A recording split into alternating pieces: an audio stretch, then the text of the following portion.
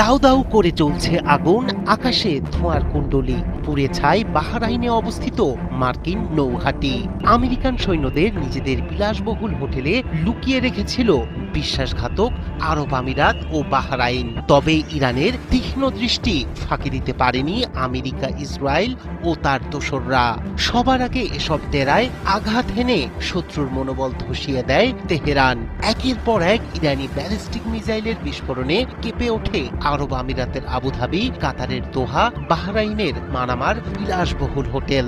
গোপনে এসব হোটেলে আশ্রয় নেয়া মার্কিন সৈন্যদের নিরাপদ ডেরা মুহূর্তেই পরিণত হয় টার্গেটে। খামেনির যোদ্ধাদের ছোড়া শক্তিশালী মিসাইল আর ড্রোন ছিন্ন ভিন্ন করে দিল সেই আড়াল।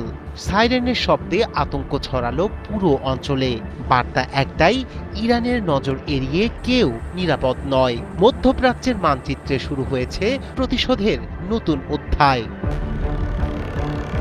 খামেনি হত্যার প্রতিশোধে মত্ত ইরানি যোদ্ধাদের আঘাতে কাঁপছে গোটা মধ্যপ্রাচ্য।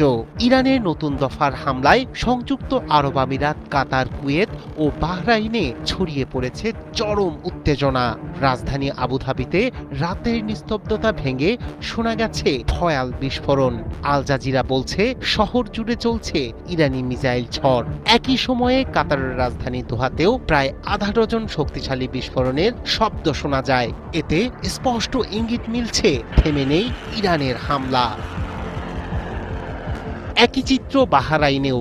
বিমান হামলার সতর্কতা জারি করে বাসিন্দাদের নিরাপদ স্থানে আশ্রয় নেয়ার আহ্বান জানিয়েছে দেশটির স্বরাষ্ট্র মন্ত্রণালয়। রাজধানী মানামাকে আশপাশের শহরের সঙ্গে যুক্ত শেখ খালিফা বিন সালমান সেতু বন্ধ করে দেয়া হয়েছে। প্রয়োজন ছাড়া প্রধান সড়ক ব্যবহার না করার নির্দেশ দেওয়া হয়েছে। বিশ্লেষকরা বলছেন এবারের হামলা ছিল বেছে নেয়া টার্গেটের ওপর।